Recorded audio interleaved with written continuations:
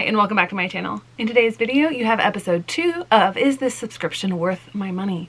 So I'm going to start this out by going over the 3 books that are getting unhauled. So these subscriptions for those books.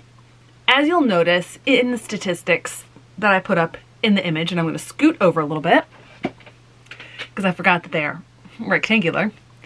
In the description, in the statistics, I should say, you'll notice that I didn't really change the ratings for customer service or for cost.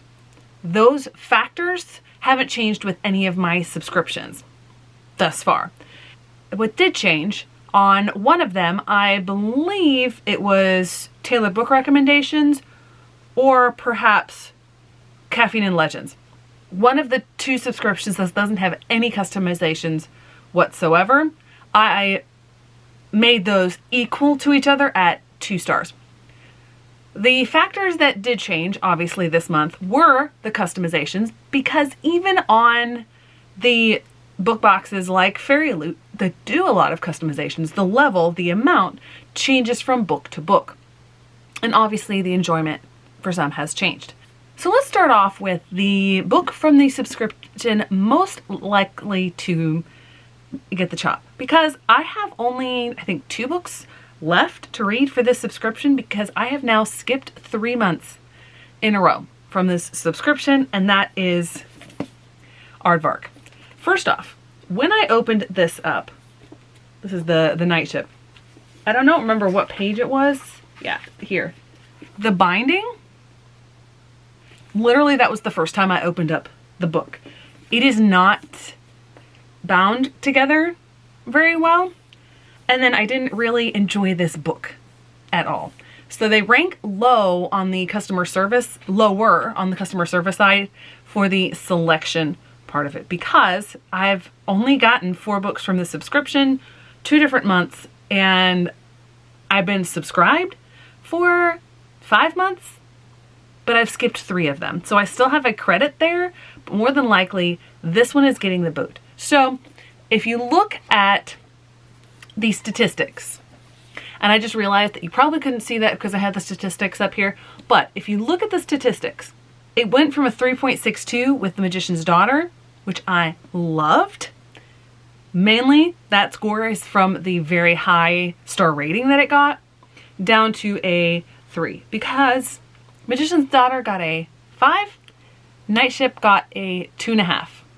Technically, by my standards, if I said 3 or above, technically Aardvark is still surviving, but the fact that I've had to skip 3 months doesn't bode well for them. Next, we come to Fairy Loot Adult, and for that we have The Foxglove King. The customizations stayed the same because this book is gorgeous. I wish I had liked it more. I can't put my finger on what exactly didn't sit right for me. I thought it would be too heavy in the romance side of the fantasy romance. It wasn't, which I was thankful for, but something about it just rubbed me wrong. But the design of the book, these edges are phenomenal. The end pages are stunning, and the naked hardcover is just brilliant. I love the printed on smooth cover. So customization did great. Obviously the customer service and the cost, that hasn't changed. The only thing that changed for the subscription is the star rating. The Adventures of Amina Al-Sarafi got, I believe, a 4.5 star. Let me check mine. So The Adventures of Amina Al-Sarafi, according to my statistics, got a 4 star. I think I have since gone back and bumped that up to a 4.5 star. So I'll have to adjust that for the next episode. But because this one got only a 3.5 star, it's not that much of a change. So it drops down to 3.88. But still, Fairy Loot Adult, I don't think that one's going anywhere. Even though I'm unhauling this gorgeous book. If it's a 3.5 star, it doesn't stay on my shelves. Then we come to one where I'm going to talk about 2 different books for the subscription. It was not my intention to read 2 books for this subscription for this month. However, I had an ARC copy of one of them, and I had it as an ALC, advanced listening copy through Libro FM, and it was the only one downloaded in an app that would let me access it at a certain point on my trip back. So I went ahead and finished it. So the first of those is one that's getting unhauled, and that is Princess of Souls. It's a very loose, sort of inspired by Rapunzel retelling. The customizations did go down for this particular one. You've got some foiling on the front, and you've got block sprayed edges. That's fine. This is a paperback. I don't expect the customizations to be phenomenal in one like this. And then additionally, the rating was lower, which brings Fairy Loot's YA subscription for Princess of Souls down to 3.63, which is a significant jump down from 4.0, which it got with Spice Road. However, it was also redeemed in the same month with that one that I just described, Silver in the Bone. This was actually really surprising to me that it got as high of an enjoyment rating from me as it did. It actually got a 4.5-star enjoyment rating, which I believe is a half-star higher than Spice Road. I really enjoyed this book. The customizations go back to the same level as Spice Road because this is basically the same cover. However, got these phenomenal sprayed edges. And even though I'm not as much of a fan of the art style, they still did the printed on cover, which I absolutely love. And they've got the same style for the end pages. So even though the particular art style that's printed on here is not my preference, it's still highly customized, and they did a really good job with it. So that means that Silver in the Bone is actually the highest rated. So overall, Fairy Loot YA is still doing really well. I had no question that it was going to still do well. Next in my pile, we come to what right now is sitting as my best book of the year. So obviously, enjoyment for this book is at 5 stars. And that is As Long as the Lemon Trees Grow.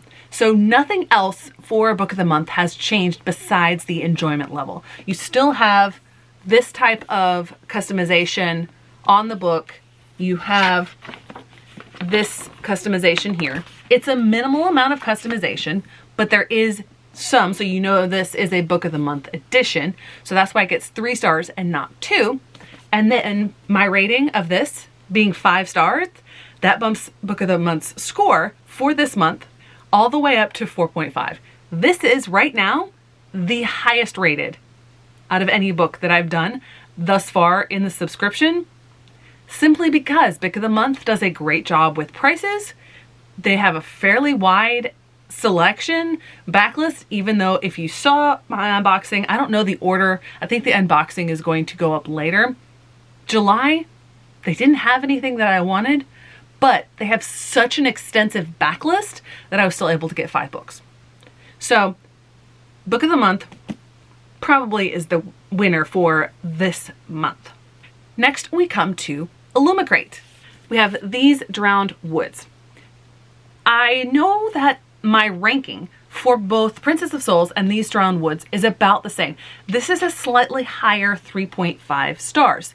I enjoyed the tightness of the story, of the plot. I remember more from it. And for me, it's an addition. It's hardback. It's easier to read physically because British paperbacks are so tightly bound. It's so hard to read them. So that's why this one is staying on my shelves. Also, the customization stayed at the same level as the previous one because you have the sprayed edges and because you have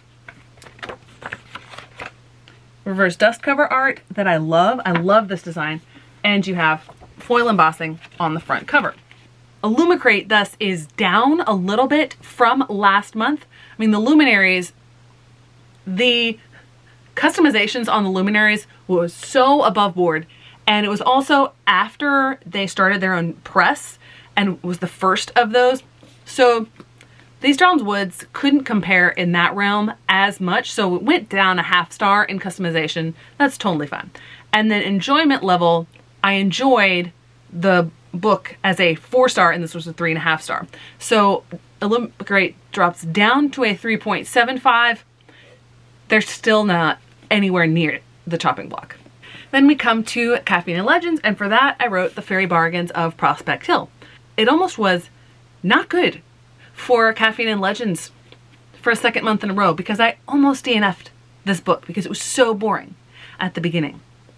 But it was one of those slow builds that I'm like, okay, I can deal with this. I can push through.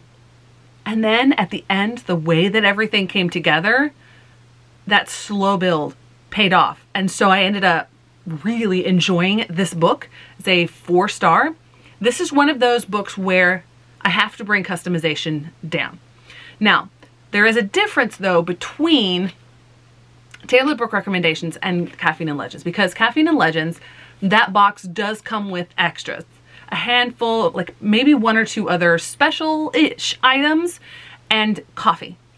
I love coffee. The coffee's always been great. The customer service, light years better than Tailored Book Recommendations. So Caffeine and Legends is probably going to stay, and this definitely is a step in the right direction because the ratings go from 2.88. I did have to adjust that. That's the one where I had to adjust the customization level down a little bit. So it was 3, then it dropped down to a 2.88. So it goes from 2.88 for the Terraformers, which I really wanted to love, up to a 3.75 with Fairy Bargains of Prospect Hill. Speaking of Tailored Book Recommendations, it's going to be really hard for Tailored Book Recommendations to get up to even close to that 3-star level that it needs to not be on the chopping block. The thing about Tailored Book Recommendations is even if they choose really good books, there is nothing super special about any of these books. They're normal editions of the books, and that customer service experience, because it happened more than once, is not going to change. However, this book definitely helped their case because this was a 4.5-star read. A fantastic book that I would not have picked up if it had not come in the Tailored Book Recommendations box. So that brings TBR, or Tailored Book Recommendations, up from a 2.75 last month. The Ivory Key was a 4-star. This, the only thing that changed, brings it up to a 4.5 star here. So that brings the total up to 2.88. It's not that much. However, if the overall average for Tailored Book Recommendations at the end of the year is at 2.75, I might make an exception for it. But that means every book is going to need to be 4 stars or above. Lastly, we have one that surprised me, and that was the Goldsboro book, and that is Mindwalker. So for customizations, I definitely brought it down from the Final Strife. The Final Strife was kitted out, had a slipcase, it was gorgeous foiling, that was above board. Goldsboro, there's a spectrum of customizations. This is on the lower end. You have block sprayed edges, and you have a symbol here on the front, which is the corporation that the main character works for. So that's some customizations, but they're pretty simple. That being said, I definitely enjoyed this book. It got the same rating as the Final Strife. However, because the customizations came down a little bit, that means that the overall score did come down a little bit. So the Final Strife got a 4.0. However, Mindwalker got a 3.75. And that's the only difference there is customizations. However, they're still doing well. So there you go. We have the winner this month of As Long as the Lemon Trees Grow. This is kind of obvious for all those reasons that I mentioned, because this is my favorite book of the year thus far. Absolutely phenomenal book. We have, like, everyone moved in the right direction this month. Just for some of them, I don't know if it's going to be enough. Thanks so much for watching. I hope to see you in the next one.